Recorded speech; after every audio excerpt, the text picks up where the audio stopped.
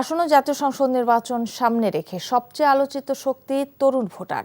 নির্বাচন কমিশনের তথ্য অনুযায়ী এবার ভোটার তালিকায় যুক্ত হয়েছেন 4,66,00,000-এরও বেশি নতুন ভোটার, যা মোট ভোটারের প্রায় 36.5%।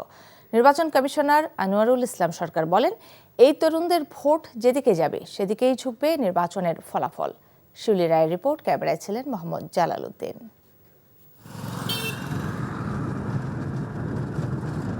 দেশের মোট ভোটারের একটি বড় অংশই তরুণ। 18 থেকে 37 বছর বয়সী এই ভোটাররা শুধু সংখ্যায় বেশি নন, সিদ্ধান্ত গ্রহণেও আগের যে কোনো সময়ের চেয়ে সচেতন। সারা দেশে মোট ভোটার প্রায় 12,77,00,000, যার মধ্যে নতুন ভোটার 4,66,00,000-এর বেশি, যা মোট ভোটারের প্রায় 36.5%। কর্মসংস্থান, শিক্ষা, প্রযুক্তি, মূল্যস্ফীতি এবং সুশাসন, এই বিষয়গুলোই তরুণ ভোটারদের সিদ্ধান্ত গ্রহণে সবচেয়ে বেশি প্রভাব ফেলবে। এই মুখগুলোই আগামী দিনের বাংলাদেশ। এই তরুণরাই আজ দেশে সবচেয়ে বড় ভোট ব্যাংক। প্রশ্ন একটাই, তারা কাকে বেছে নেবেন?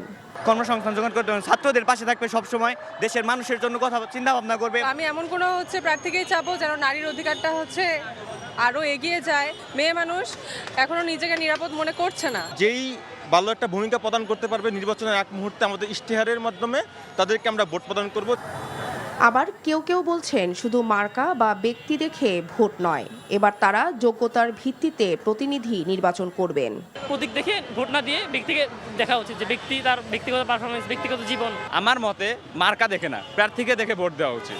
আমাদের জেনারেশন নিয়ে চিন্তা করবে, দেশের বেকারত্ব নিয়ে চিন্তা করবে, দেশের মানুষের নিরাপত্তা নিয়ে চিন্তা করবে। বিশেষজ্ঞদের মতে তরুণ ভোটারদের এই মানসিক পরিবর্তন নির্বাচনের রাজনীতিতে বড় প্রভাব ফেলতে পারে। নির্বাচনে যে সমস্ত দলগুলো প্রতিযোগিতা করবে তাদের সবার কাছে এই তরুণদের একটা ভিন্ন রকমের আশা থাকে। প্রধান সমস্যা হচ্ছে তাদের পড়াশোনার জায়গাটা ঠিক করা, অর্থাৎ তাদের শিক্ষার যে সুযোগ সেটা সবার জন্য সমানভাবে ঠিক করা। তাদের অন্যতম জায়গাটা কি, সেটি হচ্ছে তাদের কর্মসংস্থানের সুযোগ তৈরি করা। তাহলে রাজনৈতিক দলগুলো যদি এই প্রসঙ্গগুলো তাদের নির্বাচনী কার্যক্রমে, তাদের ইশতেহারে যুক্ত করতে না পারে, তাহলে কিন্তু এই তরুণরা তাদের দিক থেকে মুখ ফিরিয়ে নেওয়ার সম্ভাবনা আছে। নির্বাচন কমিশনার আনোয়ারুল ইসলাম সরকারও বলছেন, তরুণ ভোটারদের অংশগ্রহণ ও সচেতনতা আগের যে কোনো সময়ের চেয়ে বেশি।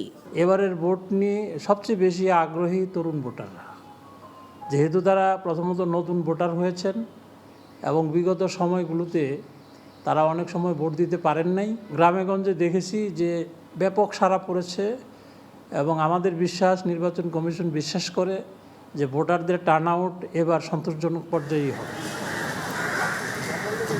সব মিলিয়ে বলা যেতে পারে এবারের নির্বাচন শুধুমাত্র ব্যালটের হিসেব নয়, এটি প্রজন্মের সিদ্ধান্ত।